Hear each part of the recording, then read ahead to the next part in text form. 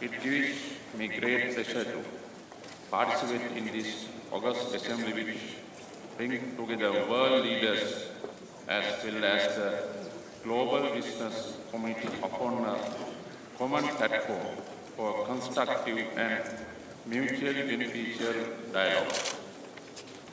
Such a meeting is most appropriate in the context of achieving our collective goal of prosperity and development for the people of Asia. Today, Asian enterprise is a key driver in global economic development. As Asian economy continues to grow, they have also become more complex and more integrated with each other and with the rest of the world. The theme of this year's forum, Asia's New Future Towards a Community of Common Destiny, is relevant and timely. The wealth of Asia, measured in GDP per capita terms, differs widely among and within status. Even as Asia has the majority of the world population, accounting for nearly 60% of the estimated 7.2 billion, it is also home to majority of the world's poor. The rising prosperity in many of our Asian countries is evident by high consumption and high expenditure. There is an ever-growing income disparity among the people. In my address to the nation last month, on the occasion of the National Day, I highlighted this issue and made a sincere promise to reduce the income gap and eliminate poverty as a key objective of my government. Excellencies, ladies and gentlemen, there remains a notable disparity in the degree of intra-regional integration. This calls for new thinking on an Asian growth strategy and a more cooperative partnership among the community of nations. Simplifying trade and reducing non-tariff barriers is vital in order to enhance connectivity.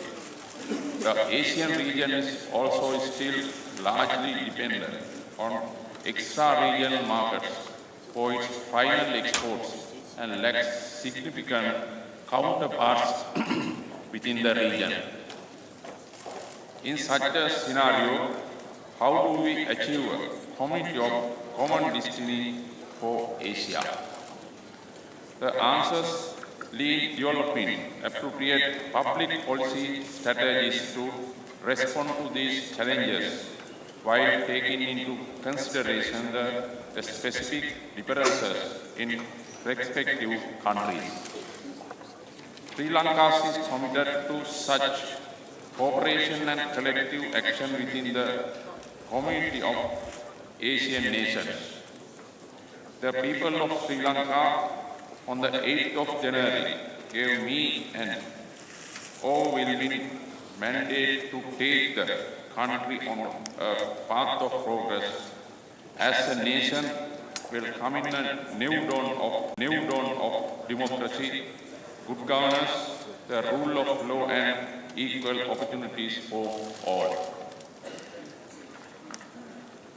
Toward this end, my government is implementing an ambitious 100-day program, inclusion of constitutional reforms to usher in a new political culture, as well as achieving lasting national reconciliation among all communities.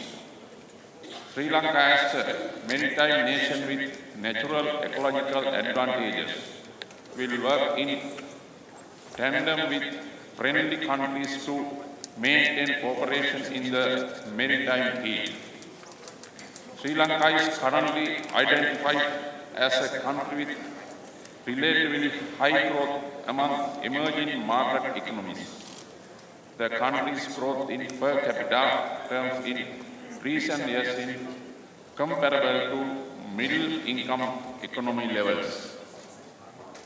We are hopeful that our FTA with China, currently under negotiation, will provide further input for value addition and economic cooperation in the region. Our inbound tourism from China has increased significantly, and Asian countries rank among the top investors in Sri Lanka. This important forum can play a significant role to achieve our collective vision of an Asian community of common destiny.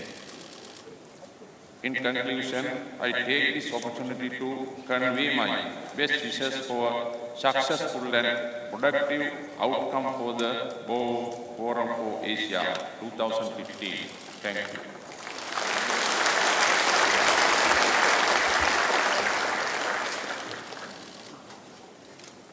Thank you, Your Excellency. Next, let's welcome Ugandan President Museveni to speak. Please. Señor,